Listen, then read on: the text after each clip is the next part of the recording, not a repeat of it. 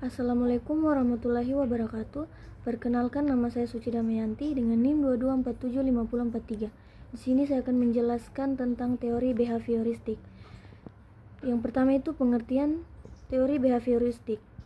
Teori behavioristik adalah teori belajar yang menekankan perubahan perilaku sebagai hasil dari interaksi antara stimulus atau rancangan dan respon atau tanggapan. Teori ini berpendapat bahwa belajar terjadi ketika seseorang memberikan respon tertentu terhadap stimulus dan perilaku itu diperkuat melalui pengulangan serta penguatan, seperti hadiah atau hukuman.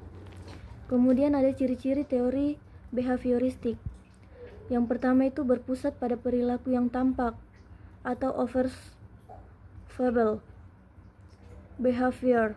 Fokus utama teori ini adalah pada perubahan perilaku yang dapat diamati, bukan pada proses mental atau pikiran.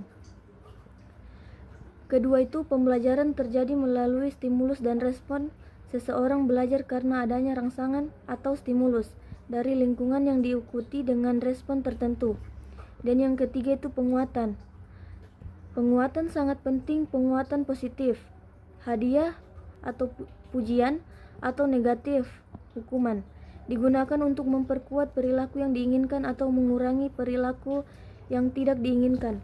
Pembelajaran adalah hasil dari kebiasaan atau habit formation. Perilaku yang sering diulangi cenderung menjadi kebiasaan.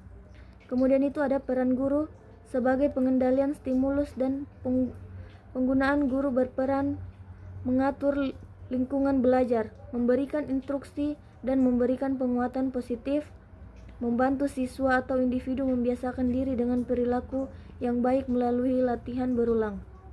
Dan kemudian memberikan hasil yang terukur.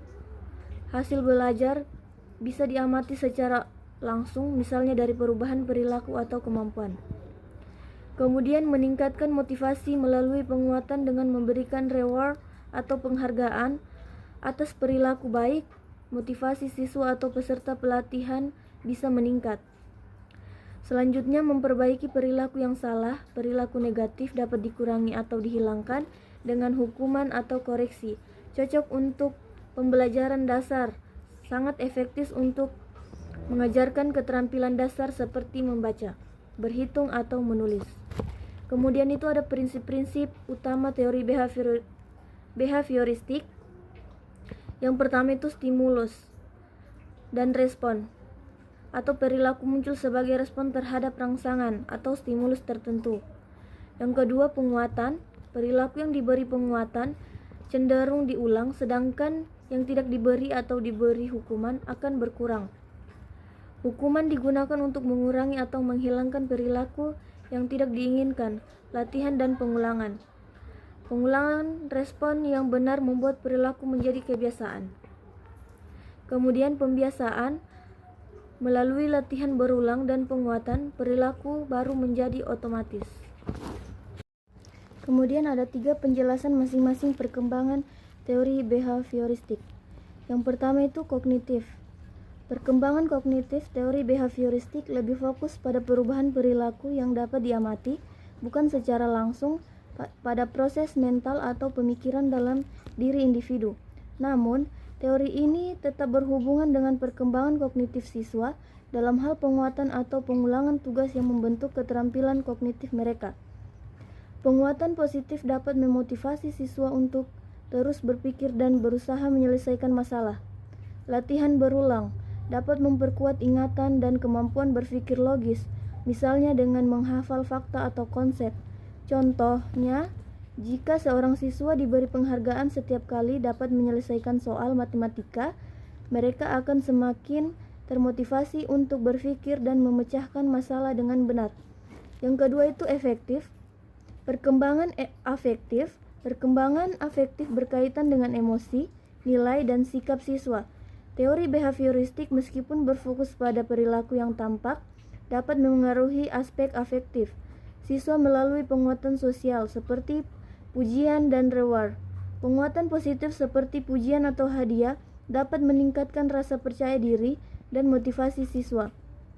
Hukuman atau konsekuensi negatif dapat mengajarkan siswa tentang dampak dari perilaku mereka.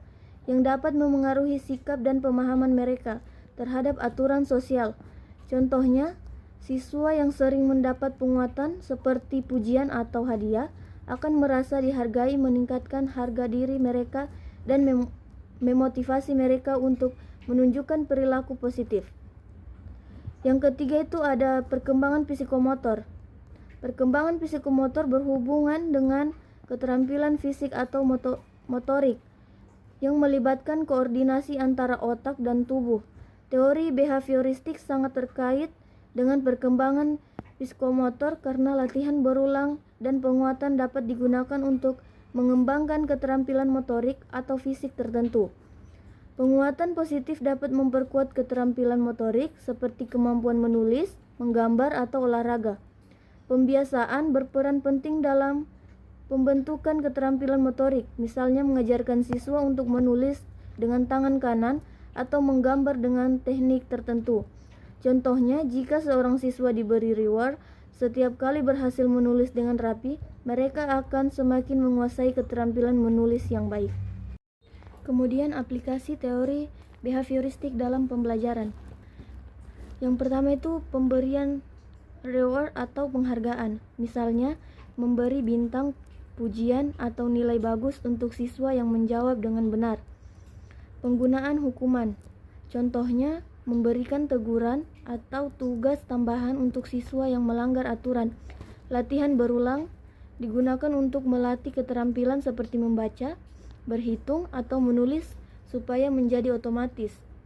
Pembelajaran bertahap, memberikan penguatan secara bertahap ketika siswa makin mendekati perilaku yang diinginkan.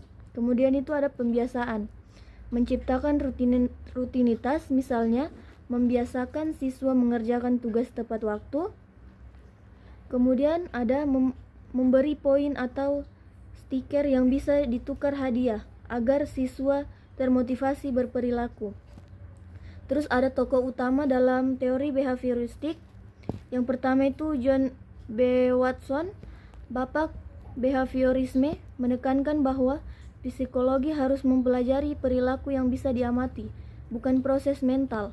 Yang kedua ada Ivan Pavlov, penemu prinsip klasikal condition, pembiasaan klasik, terkenal dengan eksperimen anjing yang belajar mengeluarkan air liur saat mendengar. Dan yang ketiga itu ada Edward L. Thorndike, perumus law of effect atau hukum akibat, menyatakan bahwa perilaku yang diikuti akibat menyenangkan cenderung diulang. Dan selanjutnya ada B.F. Skinner, mengembangkan operan condition, pengkondisian operan, fokus pada penguatan positif atau negatif untuk membentuk perilaku. Selanjutnya ada Clark L. Hull, mengembangkan teori driven reduction, yaitu perilaku muncul untuk mengurangi dorongan kebutuhan biologis.